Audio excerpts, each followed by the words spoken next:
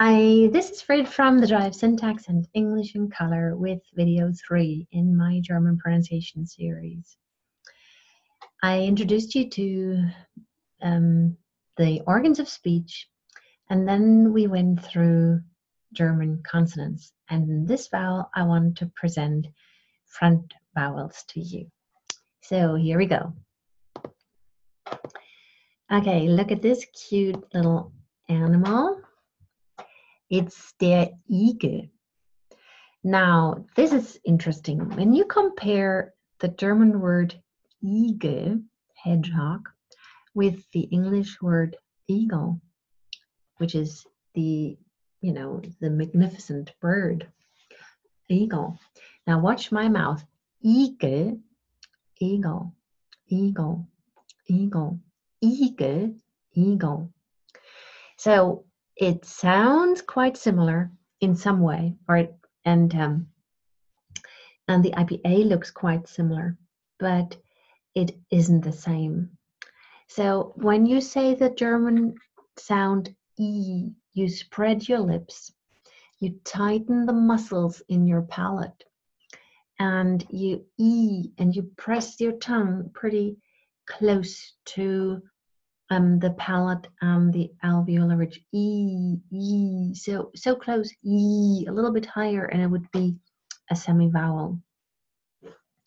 So it's a static sound, it's a flat sound, it's a tense sound, E, E, as opposed to the sound as in English, eagle or green, green. Now with the English sound, you have a little bit of an intonation wave on it, and it's not as tense. You don't tense your muscles, you don't spread your lips. Eagle, green, green, eagle, green. And so the experience is quite different. But the IPA uses the same symbol to represent the two high vowels. So that's unfortunate in some ways.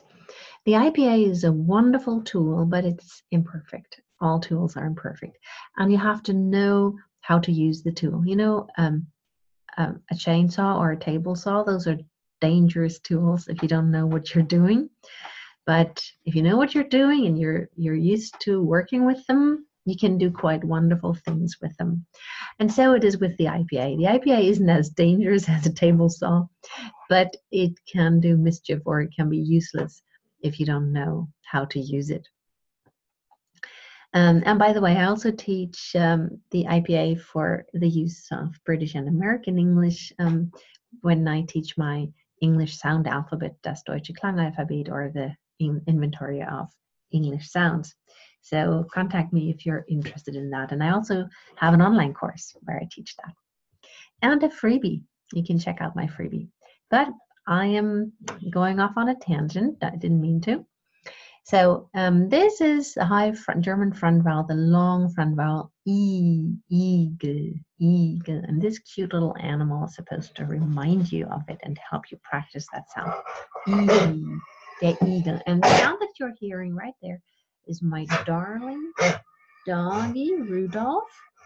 Oh, he's panting, and sometimes he just makes a noise like that. Okay, Baba, come on.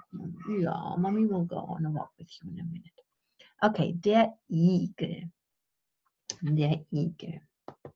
Oops, hang on.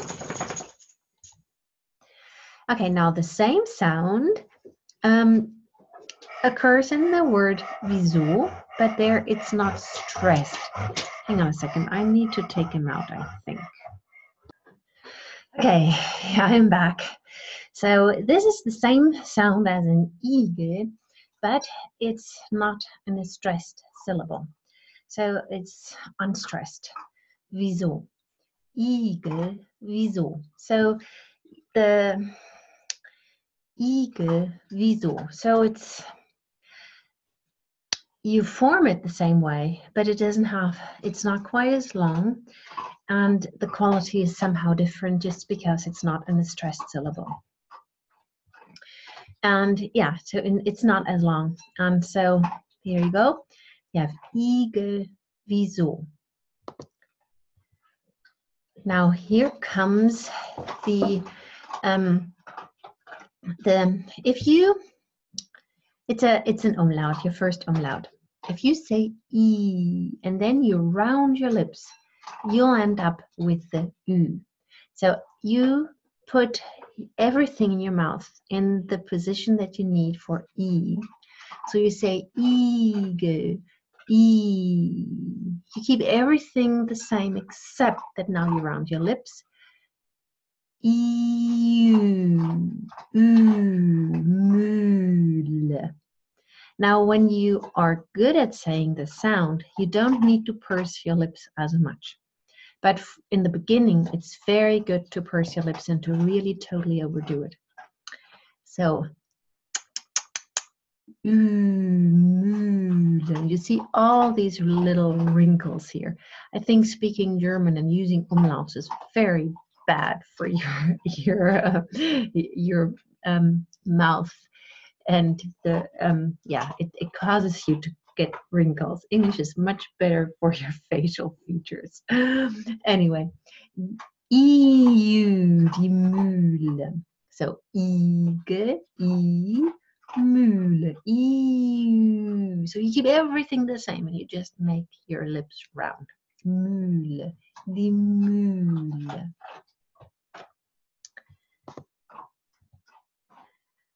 Now you do everything the same, it's just, you just use the same sound, it's a little bit shorter and it's not in a stressed syllable.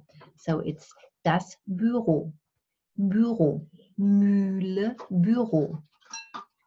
Now there are some people who say Büro, but that's here in my region. And I say Büro, so I put the stress on the second syllable and I really have an U sound, Büro. But it's faster, so it's easier to swallow it up.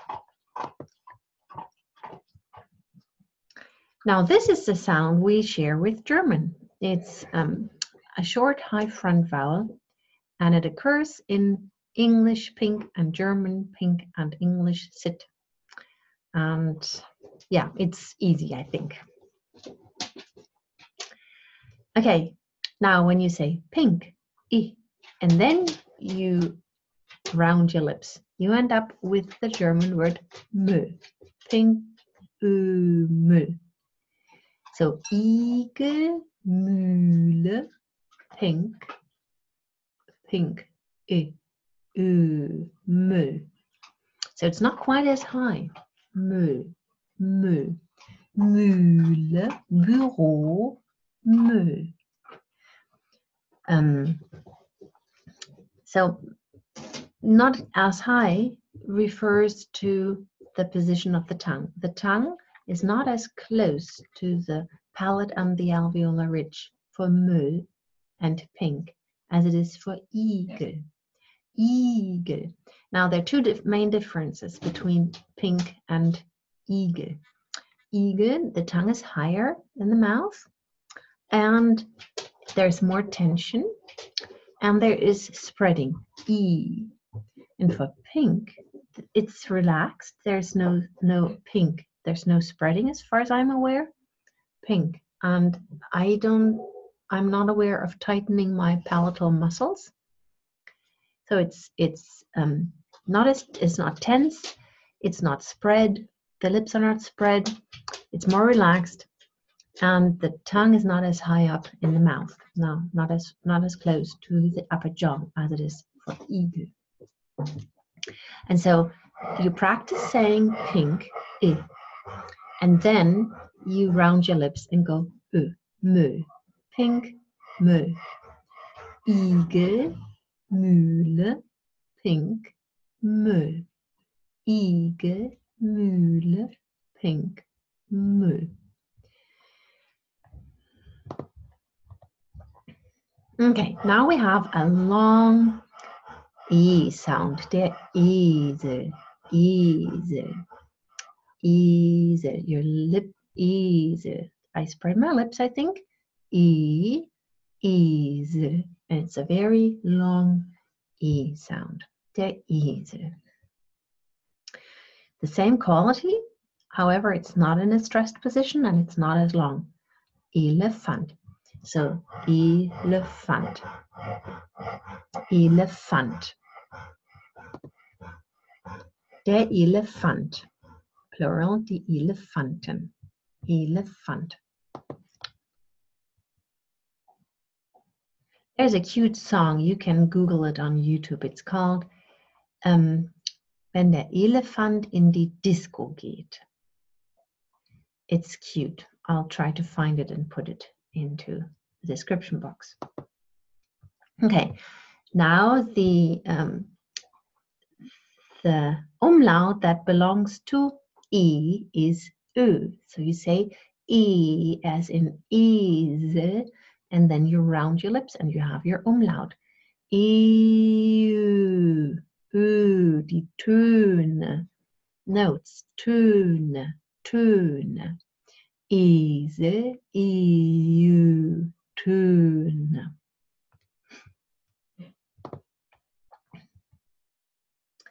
Same sound, just not stressed and not as long.